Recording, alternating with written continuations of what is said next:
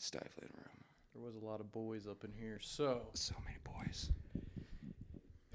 ladies and gentlemen, welcome to the Musty World podcast. Today we got another jokester. His name is Ian Maloney.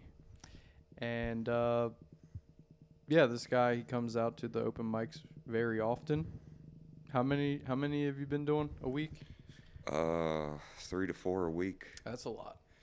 It is a lot, but if you want to be successful, you got to do it. Absolutely. That's what I've heard a lot about with the open mic comics. It's like you got to hit those spots 3 to 4 times a week. Like, will you bring that like right up to your face? Oh, right up to my face? Just boom, like boom right there. As Rogan says, a fist away from your. I got big fists. Your mouth. No. This doesn't look right on camera here. That'd be perfect. All right. Good. But that's great. All right. We have another comic in here today, and so I saw you went to Bricky's over the weekend. I was debating going there. Oh man. Not sure how that turned out for you. I'm definitely finding out as a newcomer doing 3 comedy clubs in a week is draining. Can we cuss on here? Yeah. Oh, dude. Anything goes here. Fuck, was that draining, man. It was only a week, but Bricky's was amazing, I have to say. The drive up there was amazing. Yeah, I was going to ask, is it also an hour drive for you? It is an hour drive, but yeah. I had to go. People were talking about it so much, and I was like, all right, going to go. Why did that just pop up? People... I don't know. I don't know the origin of it. It's like, dude, like, you got to go to Bricky's? You going to Bricky's? Dude, you got to head to Bricky's. You got to go to Bricky's. I'm like, okay. It's like someone yelling at you like, dude, you got to try out Buc-ee's. Like, I'll try it out. Is it every Friday? I believe so. I just started signing up and everything for it, so. Yeah. If they do it this week, I'll make the drive out. Oh, yeah. But the host, Kelly R., he was phenomenal. Very nice guy. Very sweet. Very kind of lackadaisy on the rules and stuff. But, yeah, great guy. Shout out to him. Shout out to Dude, Kyle R. I'm going to fix this for you. Yeah, it keeps leaning because it's so heavy. It bends up like this and then... Oh, I'm doing it. It should stay. Honestly, that works. Yeah, can you tell I've been on a podcast before? Boom. Ladies and gentlemen, we're in here now. Technical difficulty It's solved. It's always interesting how it starts out. It's like what's going to go on, and it always finds its way. So I'm not too worried about it. This is my first ever podcast as a comedian, man. Really? Yeah.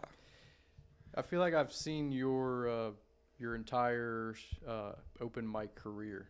I feel like you started a little bit after me, and I got to see the growth, It is weird to see the growth from it. I started out at Dean's Hops and Vine. That was an open mic spot. Yeah. Shout out to Cece Laird and Justin Atkins and everything. When was that? Like a year ago? 2 years ago, actually. Oh, shit. Yeah. So you might have been doing it before me. I just didn't see you. No, because I stayed at Dean's. I was just stuck there because I didn't think, I'm going to be a comic or something. Mm. And then what kind of pushed me to do it more was I was hearing a bunch of comics talking about being on the road and everything. Yeah.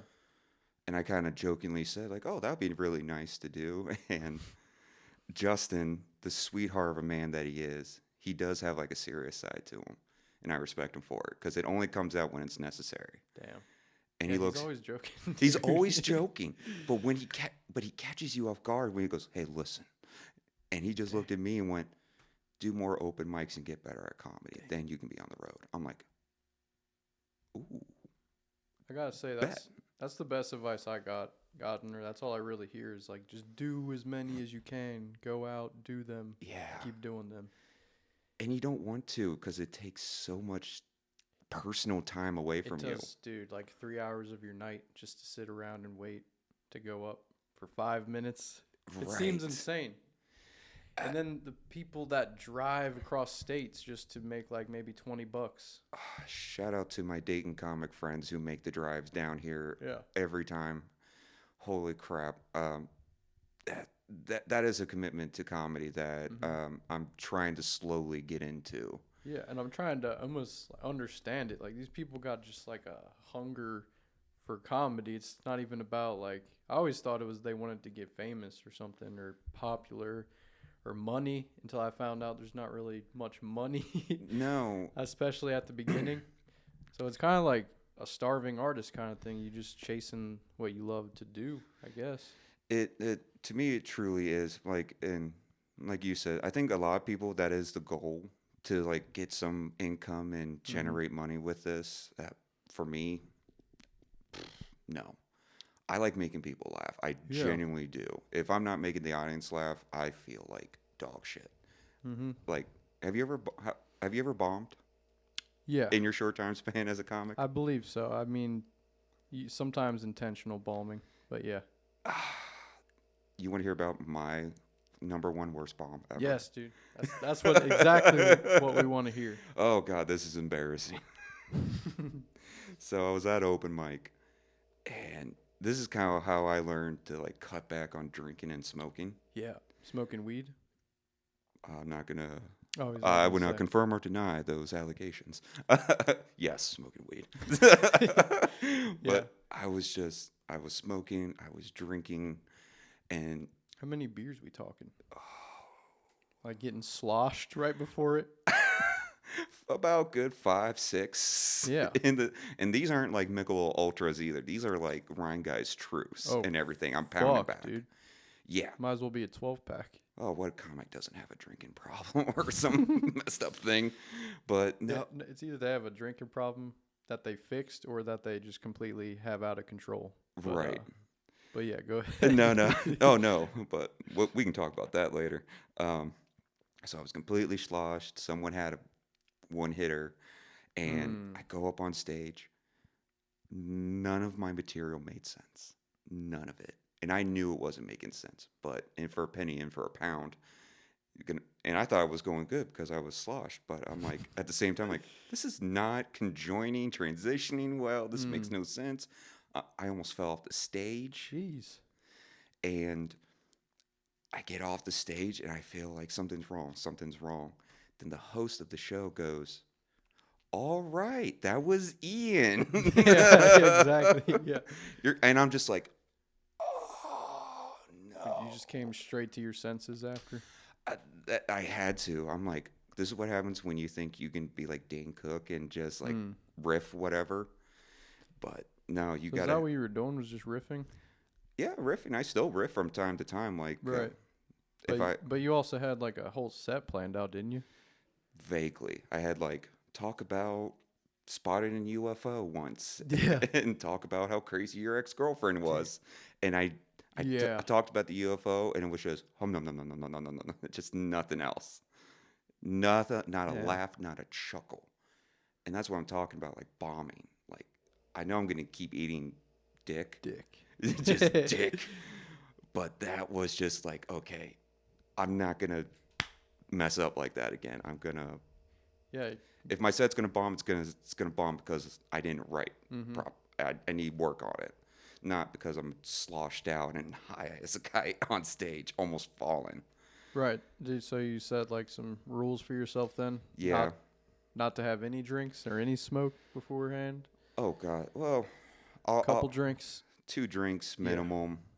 Yeah. Like, people call me old for this, but I'll get like a gin and tonic and just sip on that the entire night before the show. Or like 2 beers. Yeah, dude. Yeah, I usually don't go over the 2 beers either. Because, yeah, it affects my shit too. Like, I have to go up there pretty sober.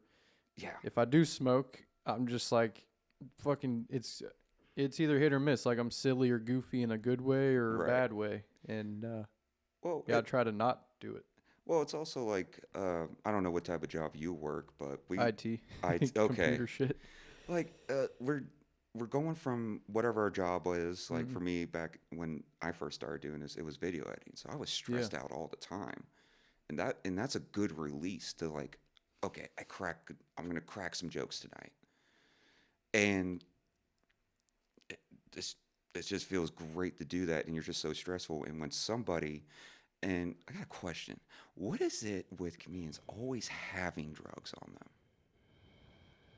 them? I just know weed. I mean, well, right. That's what I'm saying. Like, there's always they always have it. Always. And some people are willing to share it, and some people are like, "Nah, man, this is my after stage shit." Yeah, and I mean, it seems like everyone's pretty generous with it. I'm shocked by that. Like when I first started coming around, you just look around and people just smoking weed at the tables, hanging out. Like weed or cigarettes, man. Holy crap! Lots of cigarettes too, dude. Cigarettes are the exception, though. You can definitely like go.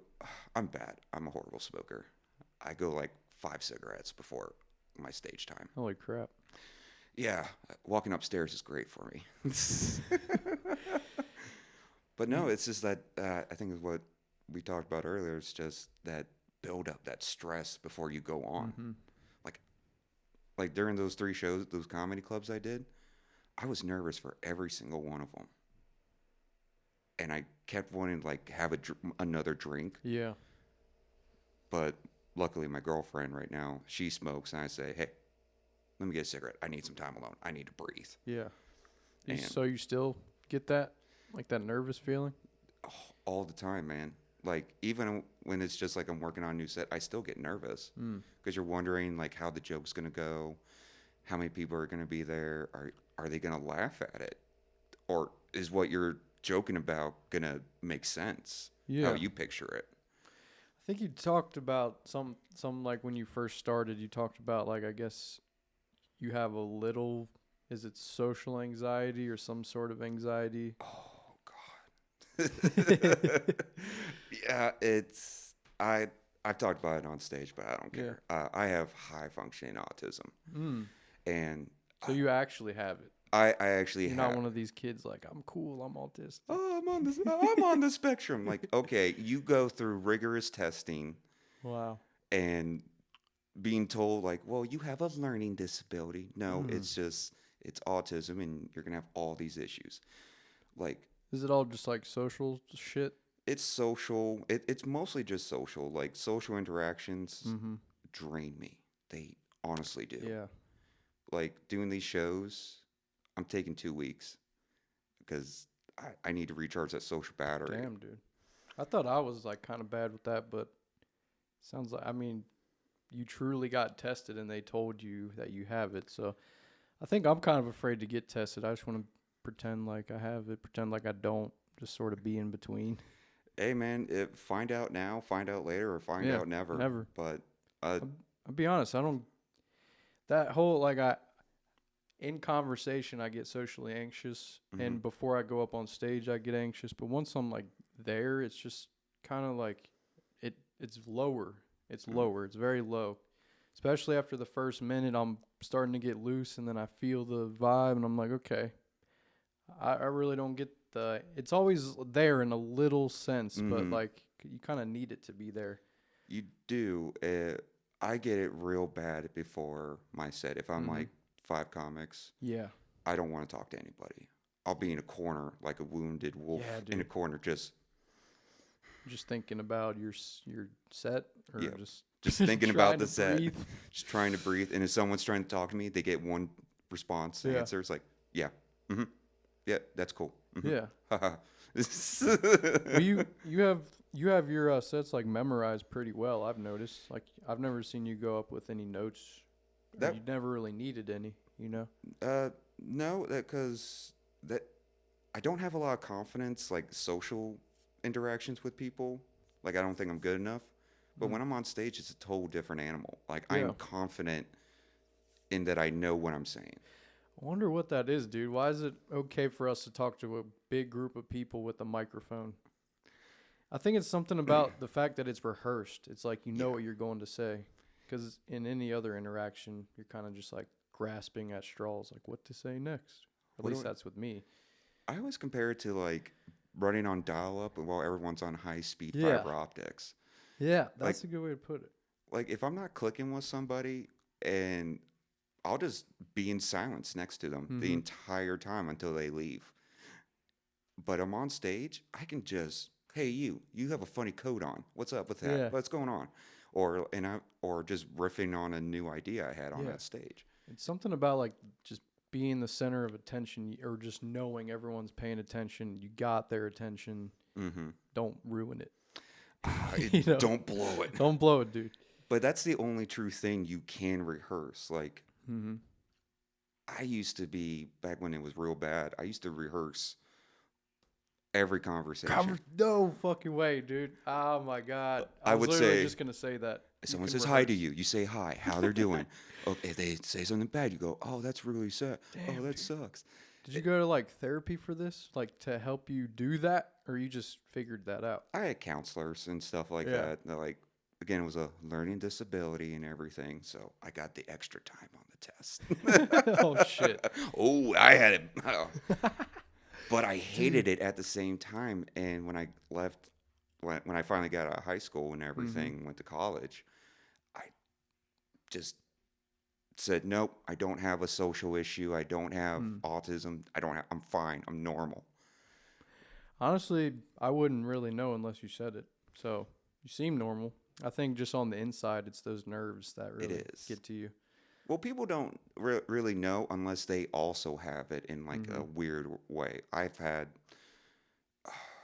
bless her heart, Jackie.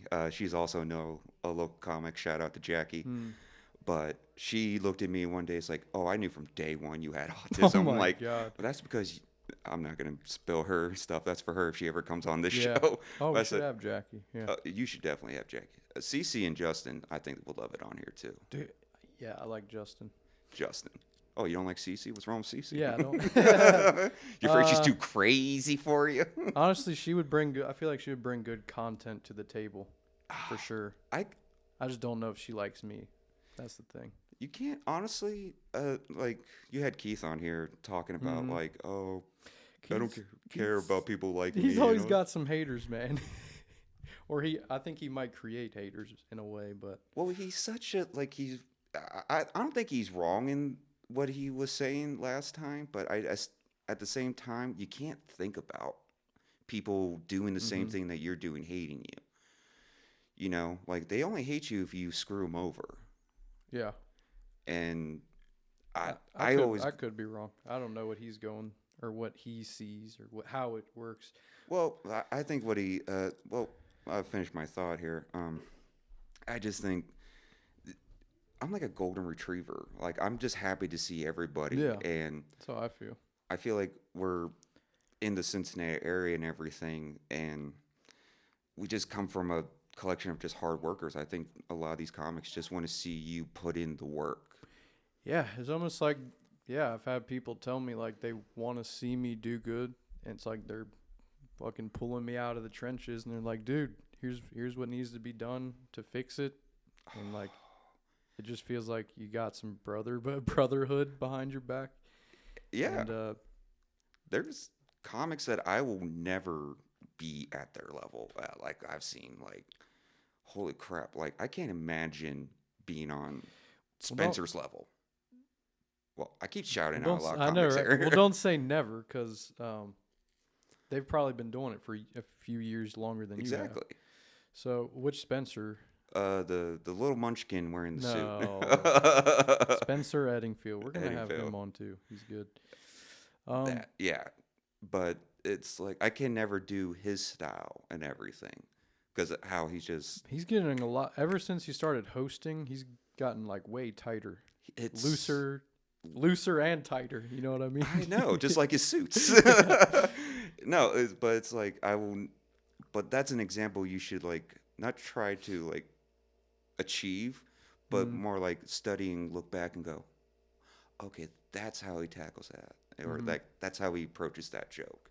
Yeah, I've learned a lot from comics who are way better than me, and they're getting more showcases than me. I'm 2 years in. I don't really care. It's not that they're better. It's just they have more experience. Like they were at your level at one point. Oh yeah. And but yeah, there are some guys like. I guess we're gonna name drop everyone. But, dude, I talked to Nick Higdon last night, and he's been doing it for a few years, and he just like he knows how to give the best feedback for a joke. Like he knows how to describe what you did here, good, what should be done here, and he just like lays it all out on the table. Like, cause apparently last night I dug myself a pretty deep hole and somehow won the crowd back over after that. Really, where was this at? Hi-Fi. Oh, nice. which I didn't see you usually show up there. Oh, I'm taking my break, brother. I Yeah. am relaxed. Recharging. I am playing video games. There I you am go. recharging.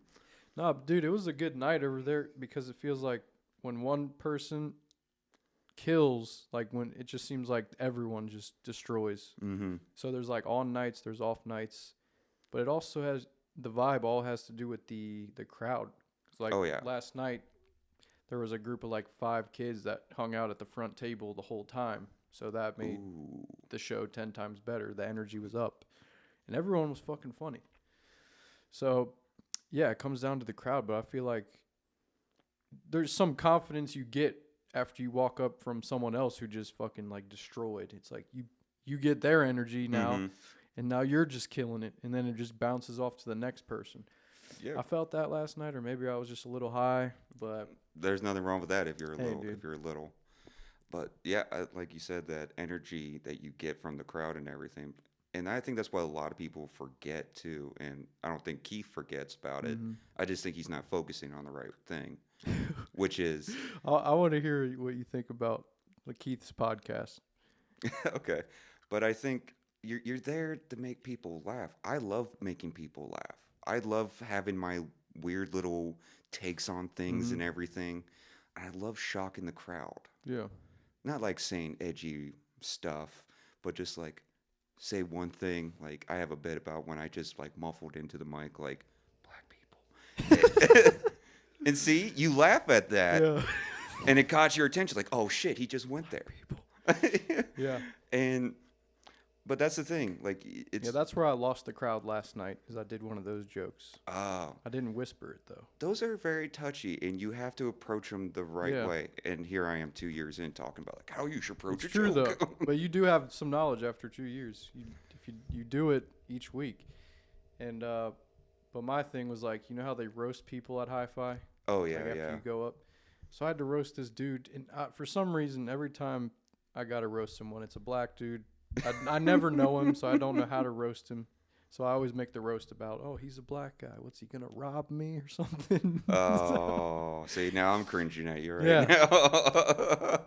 Well, I led into that. It wasn't like, I Okay. didn't say that off the bat, but yeah, I don't know, something about like, and I didn't even know that I made the crowd feel uncomfortable until Nick brought it to my attention. Right. But there's something about digging yourself a hole and then getting out of it. That's kind of like, I think, what my whole style is about.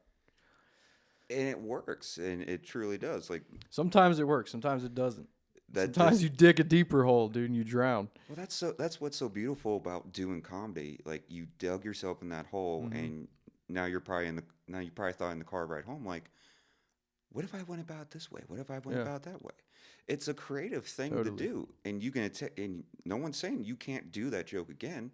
Just be more creative with it. Totally. If you came up with something different, like, and that could get the crowd, that could get them.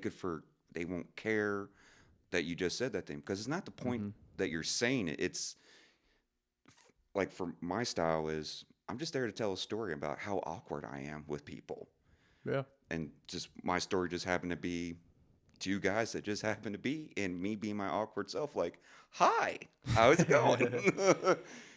But if someone comes up and tells you like, hey, that was kind of like bad, Yeah. it's your job to go in and rewrite it and come at it again. Because maybe the way you did it that time doesn't work at that Yeah. angle.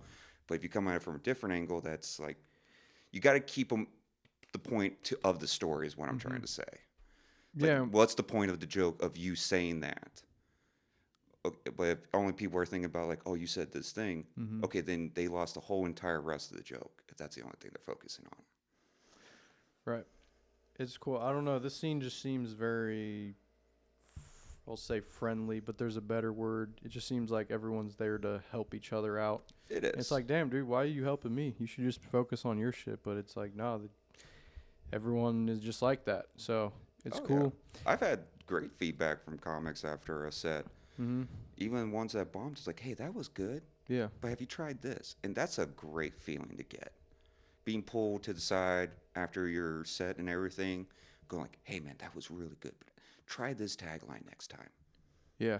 And I've rewritten entire sets just off taglines or getting roasted on sets. Mm-hmm. I find that my feedback's never the best. I don't give great feedback. But yeah, I know what you mean. Those guys that pull you aside and they just know what to say. I don't know. I guess it's all the years that they've done it. But just like I just forgot what I was gonna say. But and then like running jokes to people before you go up, which I never really do. No, I don't do that either. But that could be helpful. It could. Especially if it's like a brand new one, you don't know like how to like fill in the middle or the end, like how you want to close it. It's like, what do you think of this, guys? And I'm like, yeah, you gotta keep working on it. I had that happen to me at Chameleon. I had this. I'll just give a little bit of it, but I was thinking about doing a set about like Muhammad and Moses being roommates. Nice. And I went through the whole thing, and one guy looked at me and was like, that's a lot to unpack of two faiths there. I'm like, yeah, that's why I'm trying to stick to the pork and everything like that. Okay, so I only have the pork. I don't know anything else, so I got to go and research. Yeah. Yeah, I never have too many jokes I got to look up shit for. I'm hoping one day I'll have some, like, knowledge. But it's not really about that now. It's just about writing, pretty much. How often do you write? I'd say probably like 3 days a week for 30 minutes each. Really? But yeah, and then sometimes it's just like throughout the day is when I get a premise, so I won't be writing. Just get the premise, write that down, and then I'll pick time. Maybe throughout the week it'll be like 2-3 hours. But wow, you're more dedicated than I am with writing. I feel like that's not a lot. But I write in my notebook. I write down the premise. Mm-hmm. Then I'll go do that premise at an open mic. Yeah, I like to do that. Yeah. Then I listen to the footage. Then I kind of pick it apart and I write it all out, and just set it aside and kind of like let it fermentate a little bit. Just like, Then I'll come back to it later. Yeah, a lot of times it's like, why even write this whole joke if I don't know if the premise is going to work yet? So why not go try it first and figure out if it works? Oh, yeah. That sort of thing. I like to do that, where I'll be pretty much writing on stage, essentially. I love writing on stage. Yeah. But that's why you have to record your sets all the time, though. Yeah, and you do that? All the time. And you listen to them? Ugh. It's painful, but you do it. It's so painful. Yeah. I hate the sound of my voice. Like right now, these headphones are killing me with this. Everyone says it's the sound of their voice. Like I just think it's the awkward silence in between that when you don't get a laugh, you're just like, oh god, this fucking. That's what I hate the most. But everyone's just like, it's the sound of my voice. But I think even with videos, dude, I can't watch videos of myself just like standing there awkwardly on stage, just like, so guys. But so you listen to your shit. That's super helpful because like you'll come up with something on the spot and you obviously don't want to forget it. Oh no. So that's going straight to the notes. And something I heard from like Rogan's podcast is he'll do, an open mic, and then when he's done at the end of the night, he'll write some more. So after the open mic, when you got all the juice in you still, you go back to the notebook and get it out, whatever it is. Well, Rogan's also autistic. We recognize our own. Well, that's cool. You guys bond like that? No. You're not a fan? Oh, I'm a fan. Like, I was listening to the Bobby Lee episode. Yeah, dude, me too. And can you believe that's the first time he was on? Can you believe that guy is still around? I remember him from Mad TV, showing my age. I watched him on Mad TV in like 1998 or something like that. Yeah, I don't remember that because I was only 1 year old. So. I'm 32. Yeah, you're not too much older. No. Well, you're like 5 then. Yeah, 5, and I was watching Mad TV and stuff like that all the time. Didn't they have a magazine for Mad TV? Yeah, there was a magazine and everything. I think I had the magazines, but not the show. But I never read the magazines, but I watched the show. Oh my god! I honestly don't even know what the show's like, but do you like SNL? I don't know. I haven't really watched that either. It's just like SNL, I'm in my opinion. I'm probably the only comedian who hasn't watched SNL. So There's some good people on there. There's some yeah, questionable people. I just heard that it went downhill the past few years. So I don't know if it's even worth the shit. Well, the ratings might go up if our Orange Oompa Loompa comes back. Yeah, it's kind of interesting how that works. That's Uh, all they had to talk about. that's when all those episodes were yeah, about. every And single one. I didn't mind them from time to Yeah. time. I'm like, cool. Now I wonder if Alec Baldwin's going to do it behind bars since he's going to get sentenced here. That's such a weird situation. But what's his name? This ain't Yeah. podcast. This is a comedy Yeah, honestly, podcast. I don't know enough about politics. I don't want to know. So Mm-mm. just chilling. I got a question for you. Yeah, do it. When did you do your first open mic? Like, what was the thing that kind of like, I'm going to try this out? I did it June 22. June 2022 Yeah. at the Chameleon. Really? So I went there a few times beforehand and I was like, I'm going to do it. I'm going to sign up. And I never did it.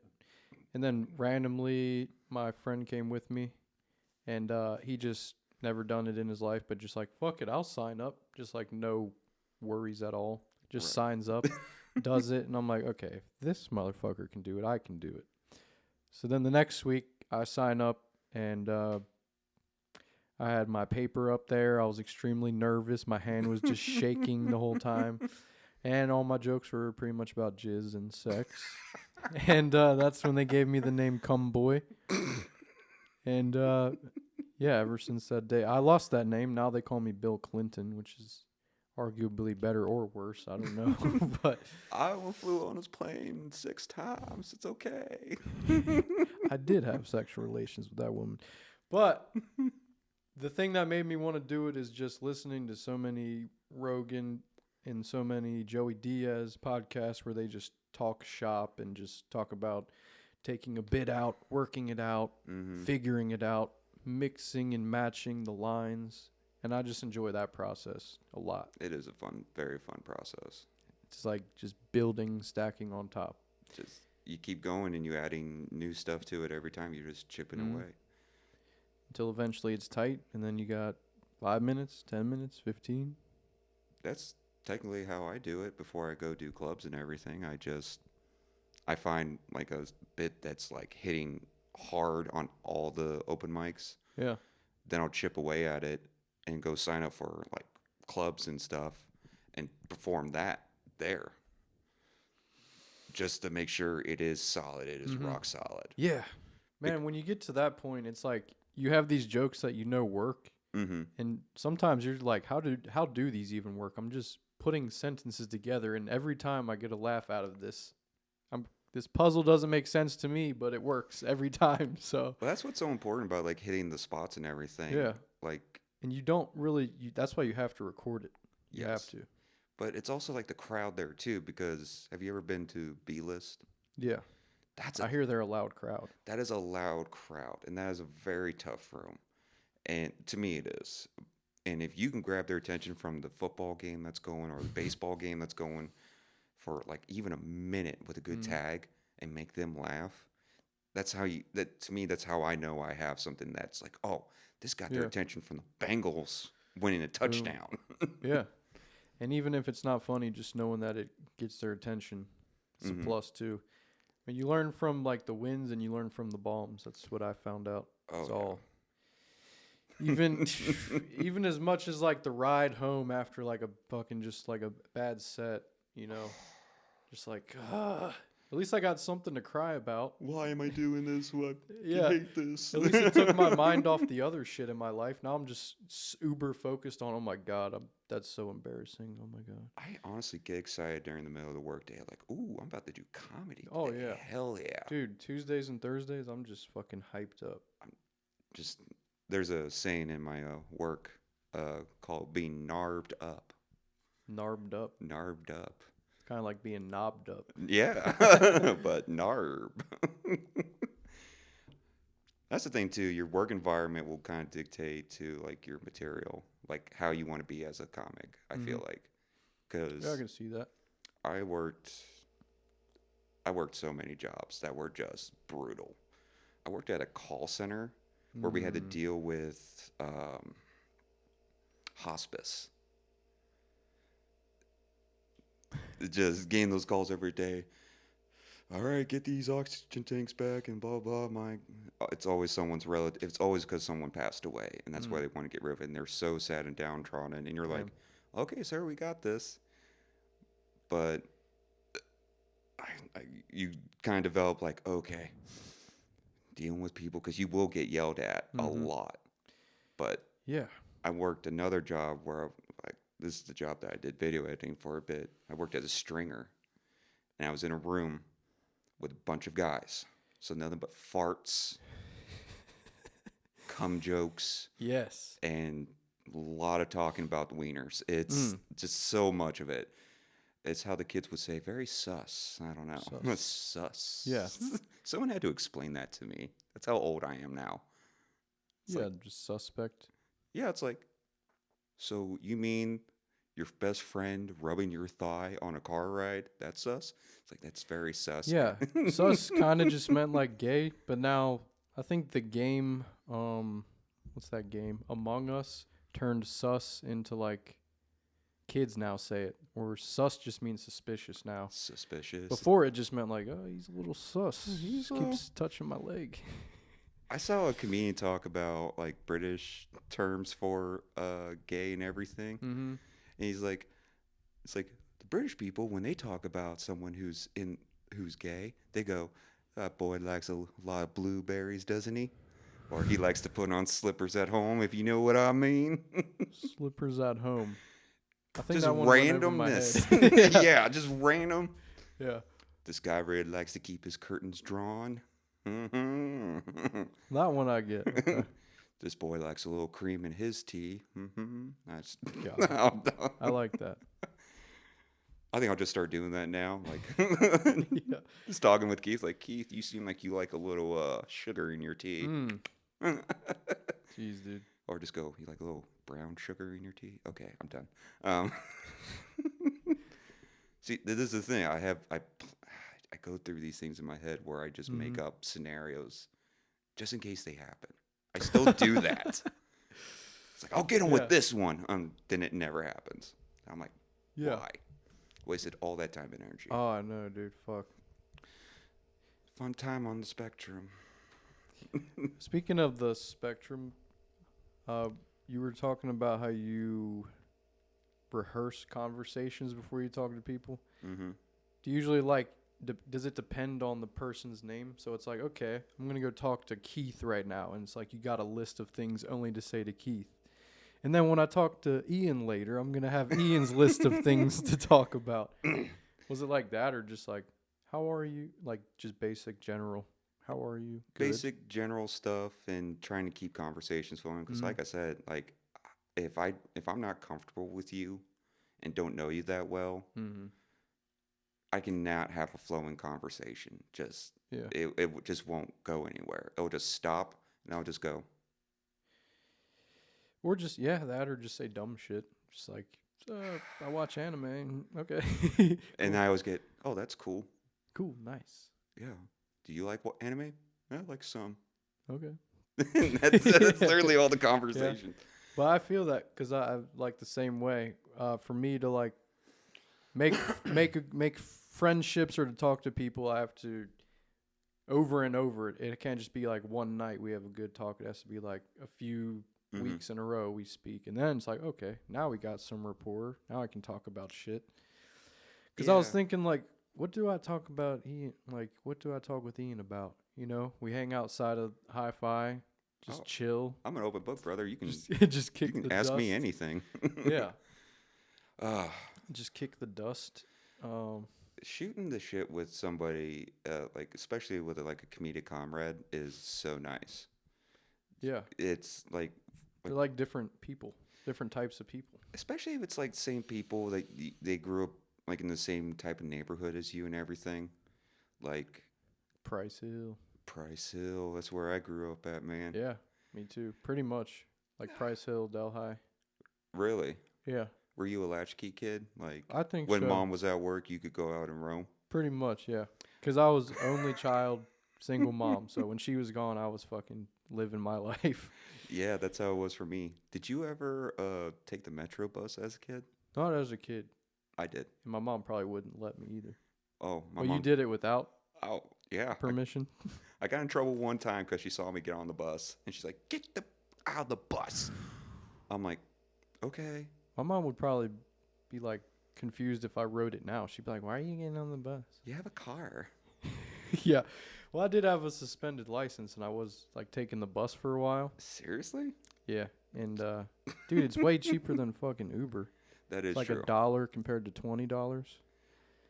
You just have to deal with. I just have flashbacks of sitting on the bus and going over bumps, and the entire thing just makes noise and shakes. Just Yes. like, I just fucking hate that. I hate that. The people you see on the bus will give you the best material ever.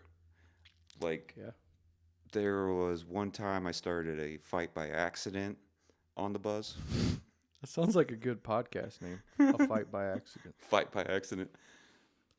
Me and a buddy were trying to get off the bus, and like a ding dong, I was waiting by the double doors for them to open.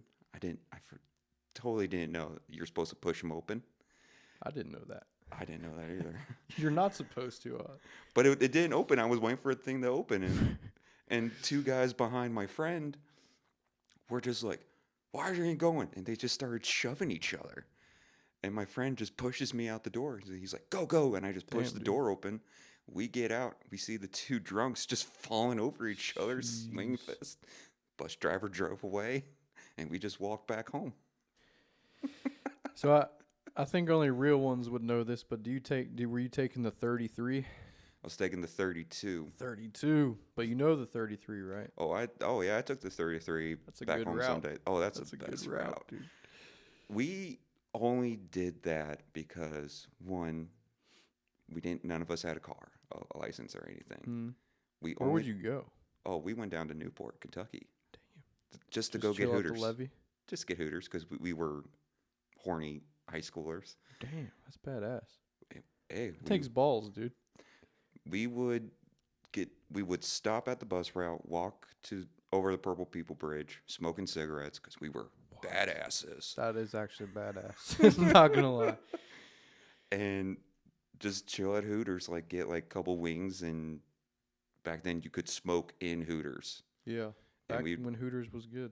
And we were high schoolers, and no one questioned us. Nothing. We were just like, we're so cool. We're just eating wings, checking out girls and everything.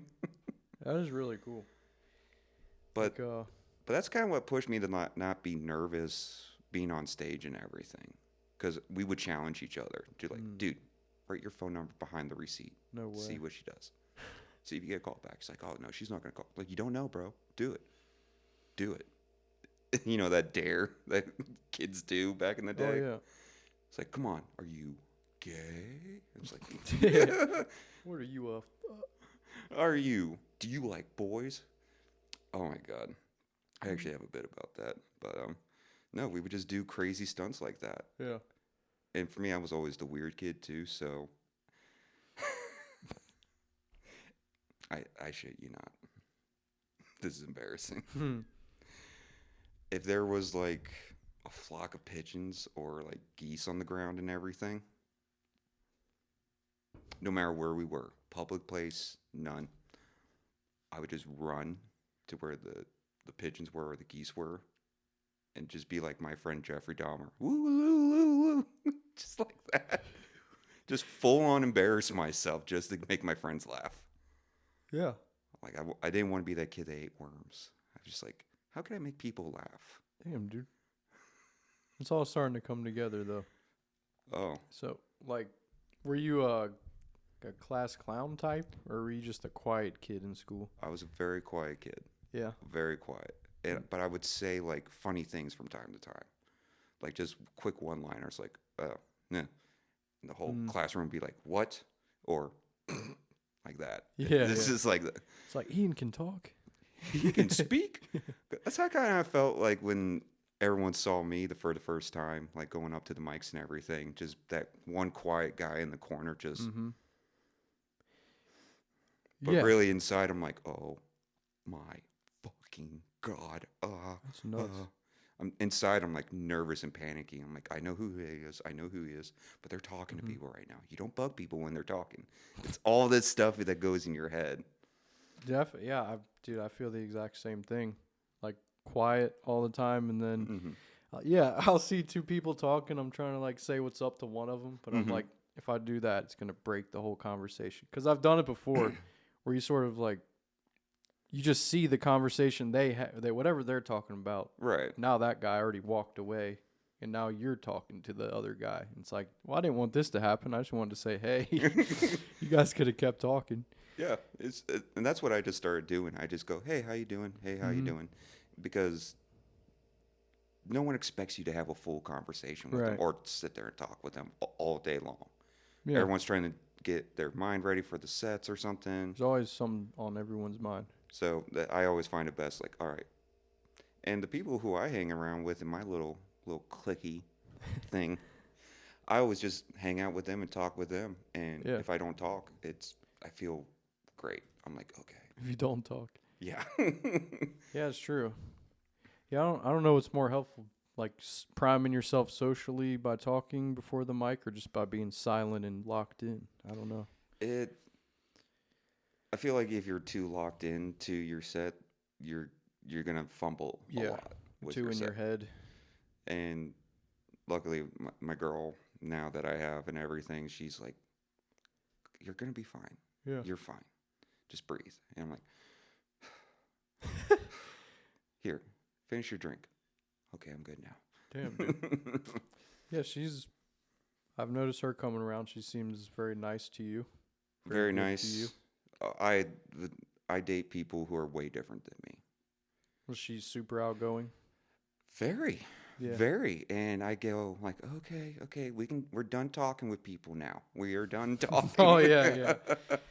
Yeah, she does like to talk. She does, and I'm like, okay, someone who I don't have to do the talking. But also I'm like, okay, you're kind of embarrassing me in front of my friends. Stop. Oh, God. Yeah. That's just it's nice to see it. I don't know if it's nice to have like someone in your corner. Yeah. Oh, absolutely. I just don't know if I could ever bring a girl out to the mics again.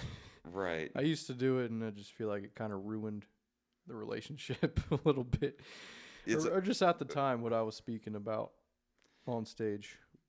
Because you don't want them to see you bomb, and you don't want them to think like, oh, that.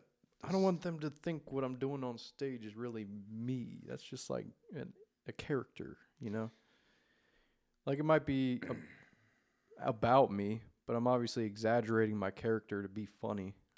Have you ever heard the saying like, it's your true self on stage or something around that line? Like, no, but when you're on stage, you're like showing your true self, the person that you want to be. Maybe I am. Like, you know how I've been like watching a lot of recently, and I blame the show Marvelous Miss Maisel for this. Lenny Bruce. Oh yeah. Like OG. The OG. And the actor they got for that show is amazing. I would just watch it for him. But watching old Lenny Bruce stuff, like how confident he is on that stage and how he accentuates certain things and everything, like they're not good today's standards, like the jokes are, but how he was able to talk about things and just let it flow very naturally and just not let that confidence dip, not even a slightest bit. Well, they say he's like the father of the stand-up that we do today, whatever that is. But that motherfucker, he would get arrested because the shit he was talking about on stage ended up getting him arrested. That's how crazy it was. Isn't that so weird? Like the stuff back then, like that was all taboo, talking about like just mentioning homosexuality or anything dealing with a woman or stuff like that, or segregation at the time, any of those things. Yeah, it's nothing like it is today. Like the Red Scare and all that stuff was very true. Like people were getting blacklisted just for writing a play talking about like questioning capitalism, even the slightest. That's insane. And I'm glad that we live in a time now that no one that we know or any of those comics that go on stage are going to get arrested for just Right. speaking an opinion about something. Yeah. I think there's always going to be those people that give you backlash and shit if they don't want you talking about certain topics like race, But that just sexuality, that sort of thing. there's some things like how you go about it, which Definitely. goes into hate speech. But if you're just going back to what I Yeah. was saying, if you're telling a story about yourself, just how awkward it is for you and how you deal with that situation, Yeah. it just so happens to be that involving a different Mm-hmm. race, creed, or sexuality, telling that story of how you interacted with it and how you went about it, as long as it's not like, then I punched him in the face and said, Yeah. like, no, Yeah. that's not funny. That's just you being a prick who's possibly loves men. And yeah, if you're relaying a true scenario that happened, giving your perspective, it's like, what are you doing wrong? You're telling a legitimate story. So Like, I have a story about meeting meeting someone who was homosexual for the very first time, and I got offered money for him to give me a BJ. what the fuck? And you did it? No, Okay. no. But I tell that on stage a bit because that whole interaction was hilarious. And I'm kind of trying to paint a picture like, You just being autistic as hell. Just like, no, I'm okay. I don't need no, it." I'm good. He actually played me a porno No. to try to set the mood when I rejected him Dude. the first time. What kind of porno was it? Uh, Dude on dude? of course. It was? It was, yeah, some place in the Caribbean. He's like, this is going to work. This is going to get him excited. He's going to love this. But he wasn't playing like, here's the pizza. It was the behind the scenes of how they were making the porno. Damn. Dude, he could have had you. He If it could have wasn't had so me. weird. If only he would have got me with the classic pizza man. Yeah. But I know. He offered a wig and everything too. Oh my God. And I still hung out with him. I didn't care. Like Were you guys the same age? I think he was a little bit older than me. Uh-huh. And if he didn't have 5 o'clock shadow, I probably would have taken him up on the offer. Damn, dude. Why? More and more, everyone's just so open to getting blowjobs from other guys.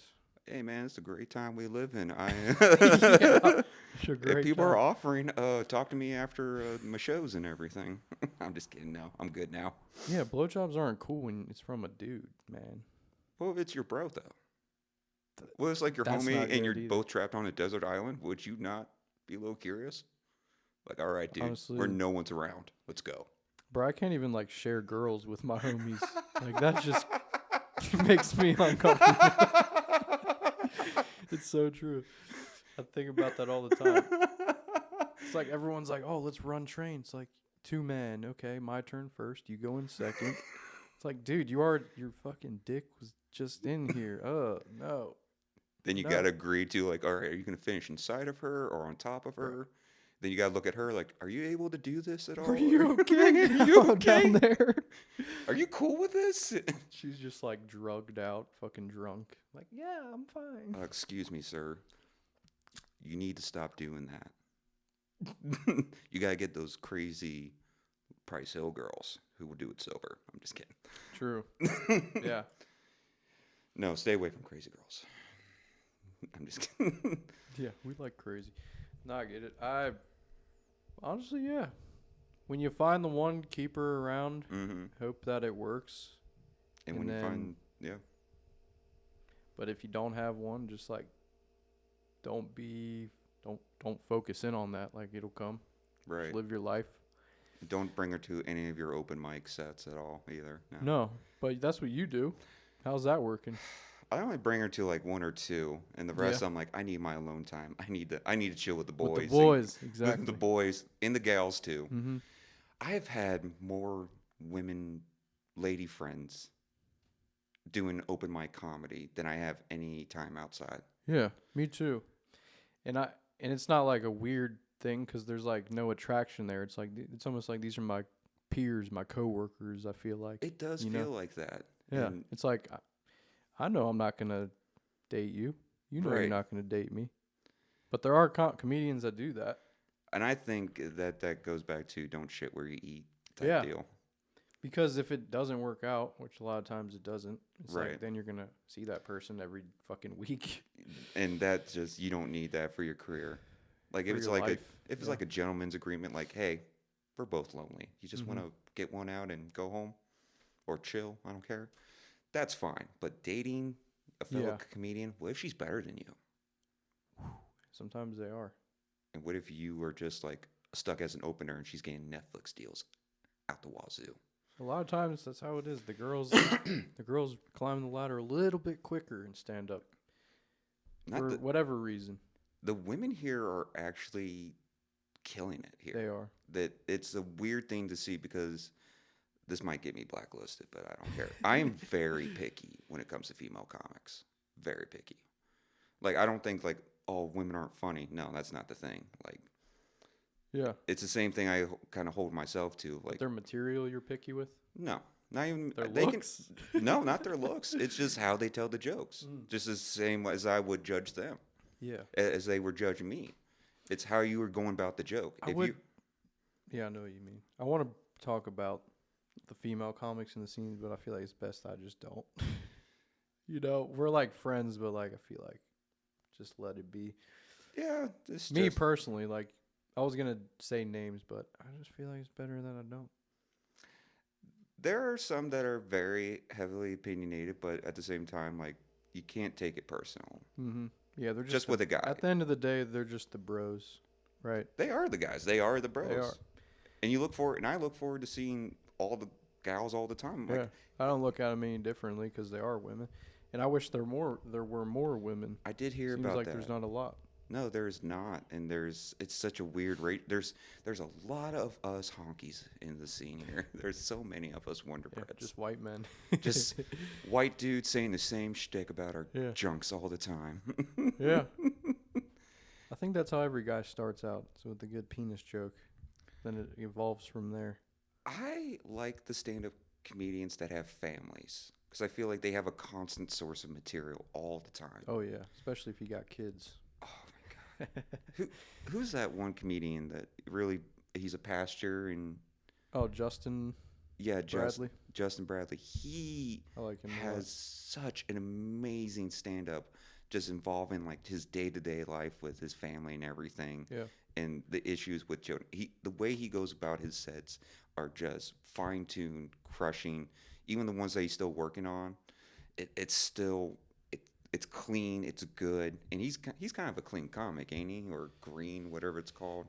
I've heard him say some like off-color shit, but not a lot. For the most part, he's just like very but it's still wouldn't like say clean, squeaky clean, but like no, but not dirty. He's like very confident in what he's saying, and it hits all the time. In person, guy who doesn't have kids, I'm like, yeah, I've seen kids do that. Yeah. Yeah, I mean, he's also like very loud too. It's like you're gonna fucking hear Justin when he's up. It's like a lot of these guys, however they do it, either they're way up on the mic or they're just loud in general. It's like some people are just very loud, and I'm noticing that. You know what I hate when I see people go on stage? What's that? They have the mic like really close to their freaking mouth. That I also hate it when they have it too far away. Yeah. I've seen you're one of the guys. You'll just hold it like way out here, you know. Because I feel like I can still hear you, but because my voice is like very booming, very deep. It is weirdly deep. Like as a kid, I accidentally called 911. Oh shit! And I hung up. I didn't know they had like call whatever forward or caller tracking caller ID. And they go, "Hello, we've received a phone call here." And I'm just like a little child. It's like, yeah, sorry, that was a mistake on the child's part. Oh, no problem, sir. You have a nice day. Jeez. Yeah, I'm going to scold him real bad. Damn, dude. Yeah. I've done that before, and the cops would not take no for an answer. They're like, we have to see you. We have to know that everything's good. Because we heard some screaming in the background. I was like, what the fuck is screaming? I was just like, what do I do? I just like threw my phone. Came back 20 minutes later. They're still just like waiting. Throwing the phone doesn't help, man. It doesn't get rid of them. They already have my location. They're like, we're in your fucking neighborhood. Just tell us exactly where you're at now. I'm like, motherfucker. This will go a long way, sir, if you just tell us. That every time I've called on accidents because of the damn iPhone shit, where it's just like, if you press it too many times, it'll just emergency call. I've had to turn that off. But, dude, when I used to work at UPS just moving boxes, like, I'd be listening to headphones. I would try to turn my phone up real quick. Yeah. And I'd be hitting the lock thing 5 times. And I would call them, like, back to back all the time. I'm just like, damn iPhone again. Fucking didn't mean to call you guys. They're just like, okay. All right, Tyler, you have a nice day. Yeah. See you tomorrow. Hope your dog feels better. You just get a rapport with them. Yeah, dude. I hate that, dude. I had to turn that shit off. But yeah. man, I do like this scene a lot. Meeting a lot of cool folks. I am just loving it. The scene so much too. Yeah. Just so many people from different how they approach comedy and everything. Like you can get the same comedians talking about whatever political thing, then you can have another comic just talking about his day-to-day life. Or a comic talking about when he did coke for the first time. And this what happened. And it's always changing and evolving each week. It's like, what's new with this guy, you know? Yeah. It's like a TV show. I can honestly listen to the same sets from all these comics over and over again, and I would still laugh my ass off. I do. Yeah, and you do. It's like, but when they finally figure it out and you can see them figure it out and they add their new lines, it's like, damn, this shit is coming together. It's I actually witnessed that one time.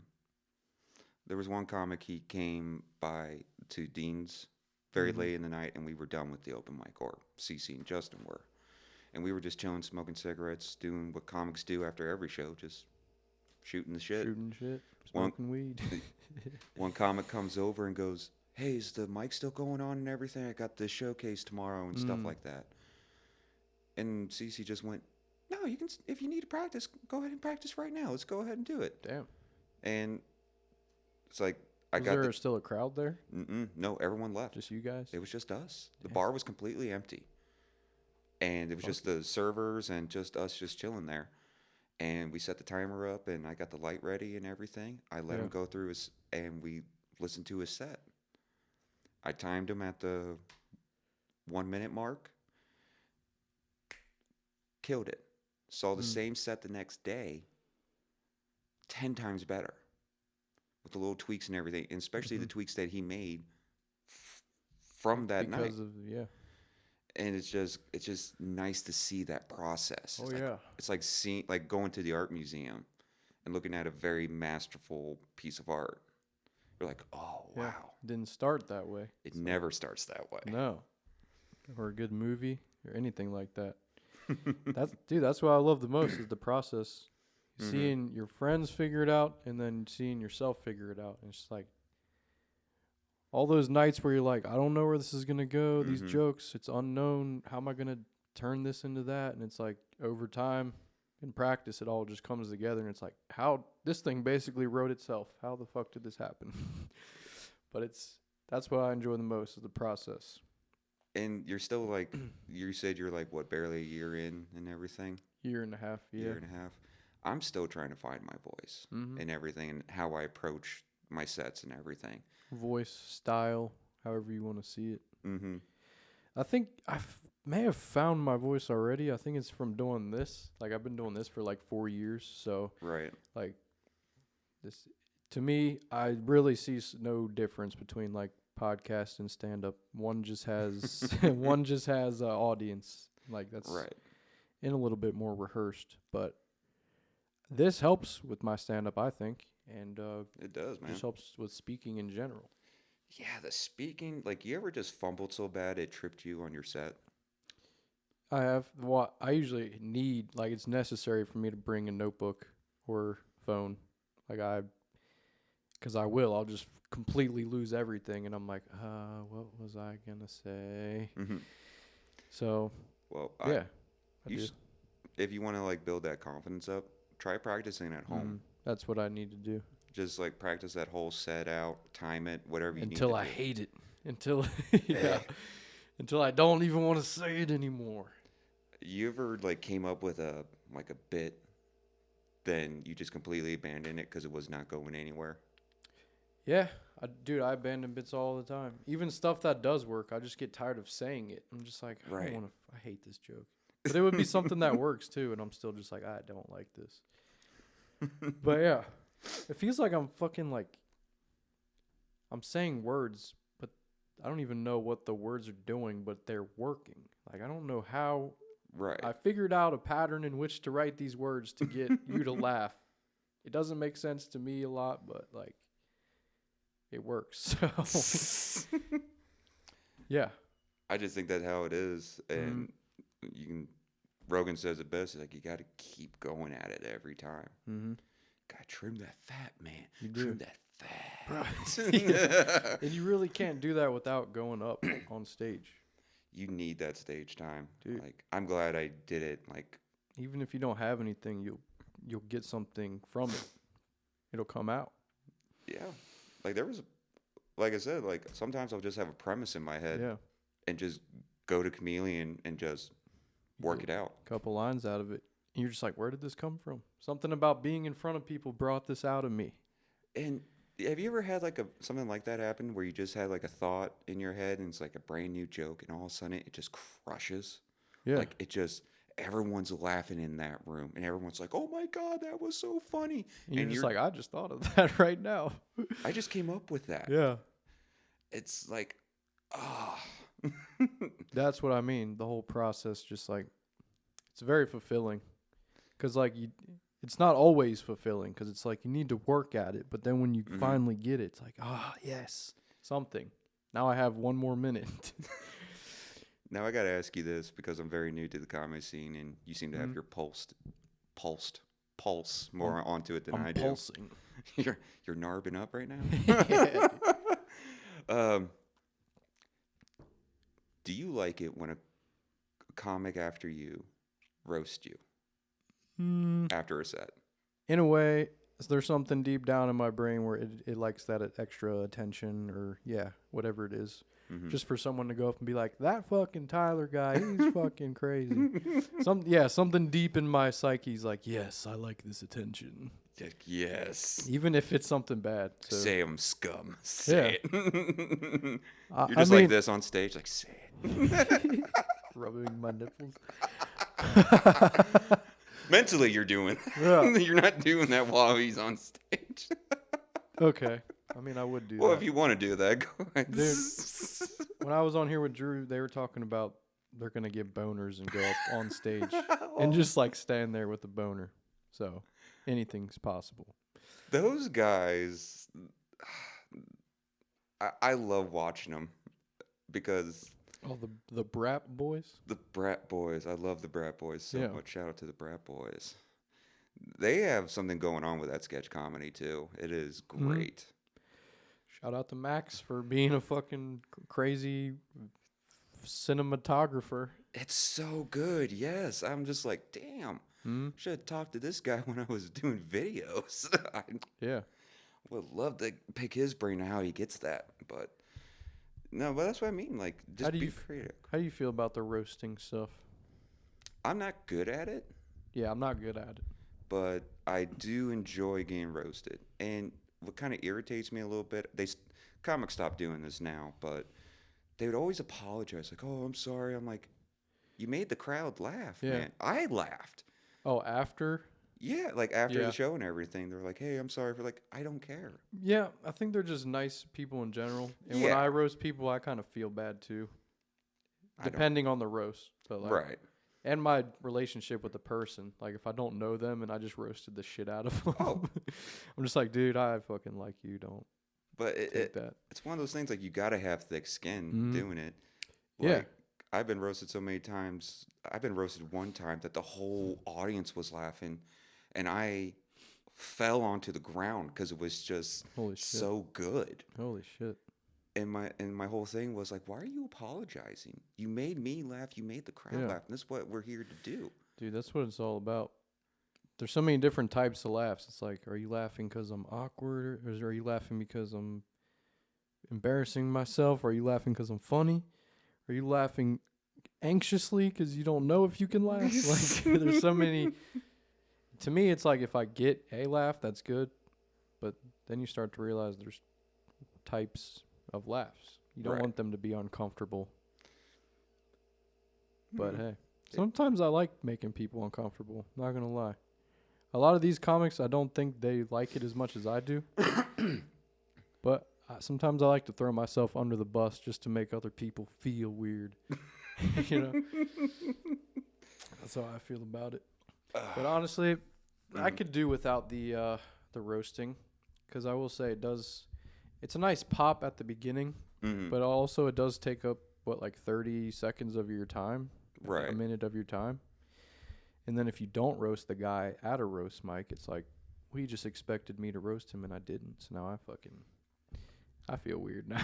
It's stupid. If I come up with something clever or take something from their set that was kind of, I can put in a roast, but I'm not a roaster. I'm not one of those guys. Yeah.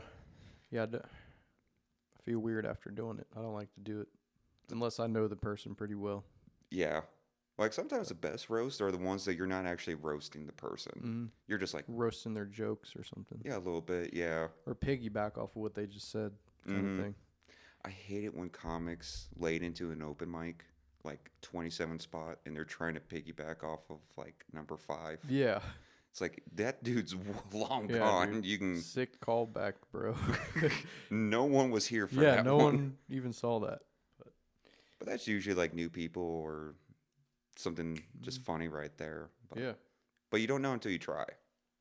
Totally. That's what it's all about. Just trying and finding out. Oh, God. I get so... but I think what we talked about earlier, it just takes so much time out of your day. Yeah. Like, I don't even do anything like several hours before going to like an open mic.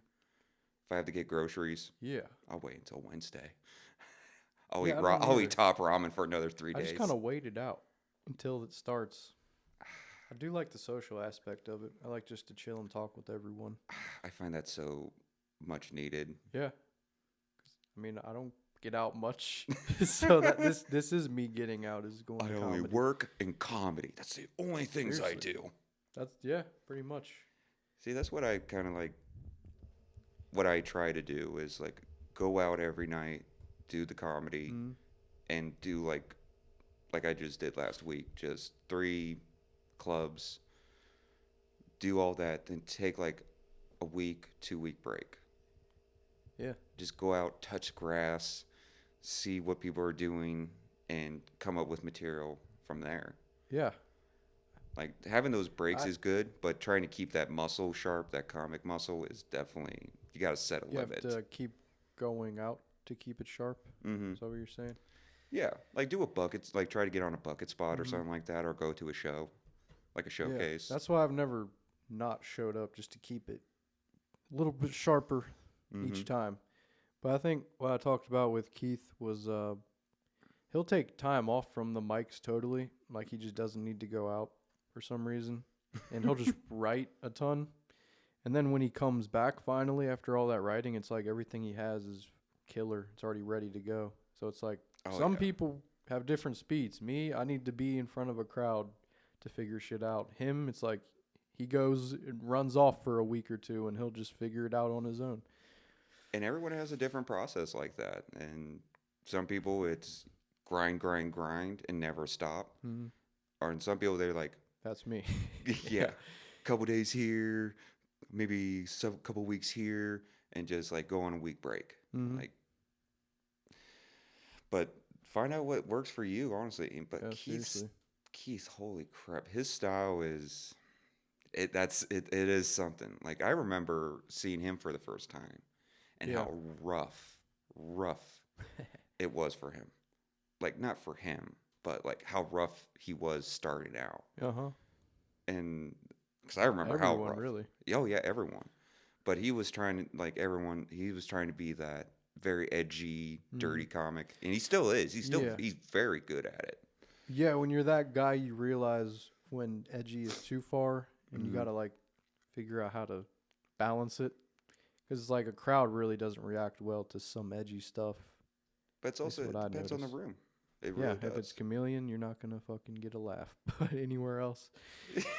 Yeah, Chameleon, they're pretty picky, but it is a good ass room for comedy. It's just It's not a strict picky though. It's not. don't mention gay people, and don't mention black people, and you're good. No, sir. I've memorized these rules very strictly. No hate. No vaping. Okay, well that's his fault.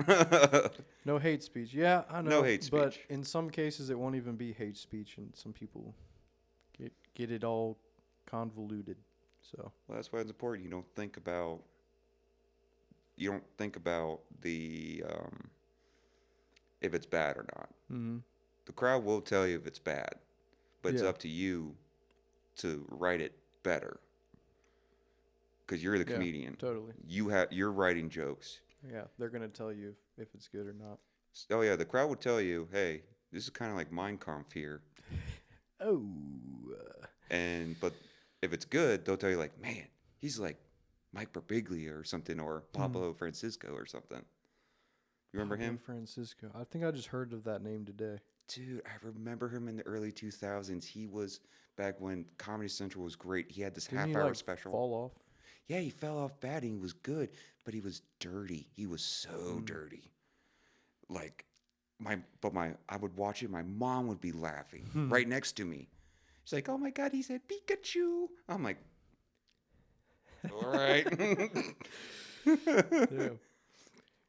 Yeah. But like how he's doing it, he's going about it the right way. I just think he overthinks certain things. You're Keith, you mean? Yeah, Keith. I wasn't going to mention names. Ever since he stopped smoking, he's just been like, just all there. I could see it. He's there. It's very noticeable. Focused. Yeah. I think a lot of people would benefit from not smoking before their set, you know? That's what I heard a lot of comics are doing now. They are like abstaining from drinking or smoking before they the go. drinking part's always been kind of easy for me. But it's the smoking is because it's so easy. And you're not going to get fucked up. You're just going to get silly when you smoke, you know? And it looks so cool. It looks so cool. It's kind of cool. Everyone's got it, so it's like, I can't say no. I find that no one treats you like a bum for getting a smoke off of you. Like, no one treats you like a bum. Because they're the same people that will come. Oh, you're talking about cigarettes. Yeah, was I not clear about that? No, I was thinking of weed this whole time. See, I'm not very clear on my silly. subjects. Cigarettes just fucking... Oh, you were talking about weed. I was thinking cigarettes. See, that's the problem. My brain goes, I'm over here. See, that's also the problem too with like you talked about earlier, like being autistic and everything. You got to be very specific, I feel like. And it's not just like the people. You have to be. Yeah. Because like what just happened. I thought you were talking about cigarettes and you're talking about weed. I didn't hear the whole That happens all marijuana. the time to me. But Like, because I'm not specific enough. Yeah. It happens all the time. So that's... But I know I need to, like... So when I talk to people, I get down to the fucking very little details, so you know exactly what I'm talking about. You got to start saying the subject. Yeah. But honestly, stand-up has helped me a lot with that. It really has. Because the one thing I would always give... No, go ahead. No, just talking in general, just socializing. Socializing and eye contact. Yes. I struggle with that Dude, hard. yeah, I was going to say that because when you first started, you literally would look at the floor and that was my whole set, yeah. The entire time. And no, you've totally like grown from that. It's like, holy crap. It's like a whole different guy up there. He's looking at the crowd, making eye contact and fucking dialed in. And that's the thing that comes with like rejecting that you have a mental thing going on in your head. When you Maybe that's how Jackie knew. It's pretty hard to fucking hide that. Like, you literally were just looking at the ground. Hi, everyone. How's it going? Hi, CC. Like, we just saw your Hi, eyelids Tyler. for 5 minutes. Yeah, it's it's not good. But it has gotten better, and I've noticed that.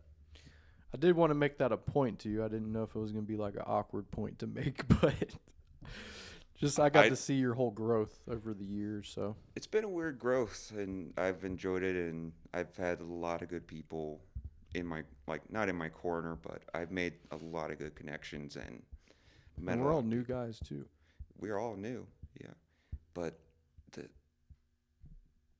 just a lot of these comics, man, they've been at it for years, and they're like hosting and making shows and everything, that's very inspirational, especially for someone like me. Sometimes. Yeah, Sometimes you see a guy who's been doing it for 10 plus years and he's like still in the same spot. And it's like, oh, I don't want to be like that. That's also a good thing. Yeah. But the people who are creating the showcases and everything and still going out to open mics and getting all these hosting deals and still going to clubs and stuff, that's very inspirational. And you also find out that a lot of these comics are just as messed up as you, if not more. Usually more, which makes me feel better. it does to a degree. Yeah. But I didn't know there were so many ex-cocaine users. That or just like narcotics in general. Right. When I hear these stories, a lot of sober guys. And I'm like, God damn. And you're doing this in bars all the time, not having a relapse or nothing. That's inspirational too. It's like, oh, you're putting in the work. Yeah, dude. And you know they're focused because they have no real like release. They're just constantly in their brain all the time.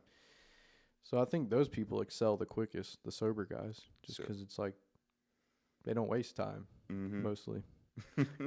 But you just said something that sparked an idea, but just finding out that people are either just like you in a weird outcast sort of way, or they're weirder than you is just like, it's like, damn, I sort of found my people, you know? Like I wouldn't have otherwise found these people because we're all fucking awkward. We wouldn't speak any other way, right? Except for this. So it's really cool just having that tight group of becoming friends with people. But it seems like a lot of people are more just acquaintances or like coworker kind of vibe, which is cool too. Oh yeah, it's like we're at work, kind of. That's how I see it. We're here to make each other laugh, and who can make the funniest joke ever. And it's cool that we take it outside of the comedy too, with like podcasts or just like the Brap guys. They'll have their skits with comedians. Yeah. So it's cool. We're all just real like autistic. No, we're all just we're all just real artistic people. That's all on the same spectrum. Yeah, we're all on there somewhere. So that's what's really just it brings me some peace of mind, you know. That's why I don't worry about the clickiness or anything like that, because people are going to be drawn to who they relate more to. Yeah, you can always tell when someone's real. But it's also got to have like a respect for each other too. Yeah, no, not dick sucking, but never do that because it just comes off disingenuine. Yeah, I just mean maybe it's just me, but I can pick up on that. Like if someone just wants to get something out of you, they're fucking sucking you off. Right. But that's why I don't want to do it to any like the people who run the showcases or anything. I don't want to like make them think that I'm trying to be their friend and get on these things. Like, yeah, I want them to see me perform and go, I want him on my next showcase. In a weird way, I think that's where most of my opportunity comes from. Just because I'm the quiet guy too. I don't put myself out there. But when they see me, they're like, okay, all right, we're going to do something here. We could use you. Yeah. And I've kind of noticed too, like, I'll give you an example. This just happened. I don't, it's a conspiracy theory. So here's Ian's conspiracy theories. Thursday night, I was working on new material and everything. And you know Allison, right? She helps host a Commonwealth mic down there. Yeah, she's the reason I'm doing Commonwealth. She asked if I wanted to do it. Awesome. So. Have you been there? I've been there, but not for I've never been on stage there. Dude, you're going to love that stage. It is great. It's always a good crowd. But going back to what I was saying, I had the late spot and everything. She came in late with another comic, and I performed. I did my set, went well with the 5 people that were there at those late night spots. Nice. And I go to the Commonwealth Sunday because I signed up for the lab and everything. Number 1 spot. First spot. Have you ever had the number 1 spot in any, like, an open mic or, like, a comedy club at all? No, and I don't really want it. The nerve, the amount of like nerves that came over me, like Mm-hmm. I'm setting the like how it felt like I'm setting the tone for the mic rest and of the everything. night. Yeah, Yeah, you really are. and I'm like, I'm just thinking back, like, why am I there? Why am I there? And then I remember Thursday. I'm like, oh, she saw. My conspiracy theory is that she saw them like he's gonna get the #1 spot at Commonwealth. He's gonna get that. Wow. He's doing good. It's just a Yeah, theory. someone's always watching. You just never know. But then I didn't ask to be on any of the showcases or anything. To me, it's just okay. You put in the work. How do you feel about being the first spot? Yeah. How do you work under pressure? Yeah. I didn't ask either, and that's why Allison's so cool. She just came up and asked me if I wanted to do it. So I've been bumped up a couple of spots too. Like, hey, you want to do this? Or been on a cancellation list and got it. It's just a matter of like being genuine and like knowing that you are a good comic to do it. Absolutely. You prove yourself. And that's the thing. That's why I'm not worried about being on the cool kid showcases or anything. Because I want to get on there strictly for they thought I was funny. Yeah. Let's bring them on. Yeah, I think of the cool kid thing will kind of just like fizzle out, you know. I think everyone's just going to eventually just be on the same level, you know. And I think we all are. I think it's just a little bit of our own, like, trust me, I think it's just jealousy sometimes. I agree. There's no one in particular that I'm thinking about, but I know what you're saying. No, I've been I've been jealous of comics that I like who are getting showcases. And I'm yeah. I'm just like, why are they on? Why are they on? Then I'm just And like, then I'm like, stop. if they can do it, I could fucking do it. Yeah, it's like, okay, quit bitching and just put in the work. Boom. Just quit. Just doesn't Put matter if you're yourself out dirty, clean. Just put in the work. You hear me, Keith? Yeah, there's enough room for everybody. There is. And you're not missing out if you don't get a show for any reason. And who says it needs to be this scene? Like, you could get a call up from Columbus. They probably liked your setup in Columbus. They'd be like, hey, come do this festival with us. Exactly. Oh, I almost forgot. I think I'm going to Columbus this weekend. Yeah? Just to support fellow comedian Sam. I almost forgot about that. I'm glad you just brought that up. I'm literally just going to be like just to be an audience member for him. So, hey. yeah. And that's what you need to do too. Just go to showcases and just hang out. Comedians love that. Be there for the bros, you know. For the homies. Bro. Yeah, dude.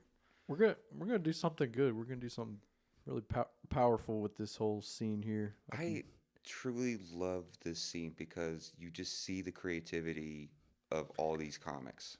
There's a lot of fucking killers. There's a lot of hilarious people. Hilarious people, hilarious showcases and everything that I've been to that came out of thin air. Yeah. And it's like, wait a minute. So you're telling me you're going to have a drag queen at this show, then the rest of it's going to be comics, and you're going to have like a list of open mic comics at the front door. So as they're walking in, boom, comedy. And as they go on over to the main stage, boom, comedy. It's spreading. Yes. And it's getting better. We have what it takes here. It just takes someone to just do it. And people leave their state to come here, which... Right? I'm just like, why? Is it really that nice here? Like, is comedy really that nice? We get Columbus and Dayton people all the time down here. They're like, wait, what? You drove an hour? They love it. It's like, I guess they don't get a lot of stage time or something like that up there. I don't know what it is. But this is the spot. This is one of the good spots. I know. To start. It's a very beautiful spot, and I'm very happy to be doing this with a bunch of great people every day. It is. Well, I think we talked about everything I wanted to talk about. I think I rambled on with different things. I mean, that's all. You just need to fill the time, fill the slot. I think we went over anyway, so it's all good. All right. We talked comedy. We had Ian here. There should be clips coming soon. We'll see his face. And I think that's everything, right? Yeah, I got nothing to promote. I'm just going to be on a 2-week break, and that's it. Hell yeah. I'll be back on the stages. Boom. Boom. And we hope he comes back one day. All right, people. Thanks for listening. Peace. Bye.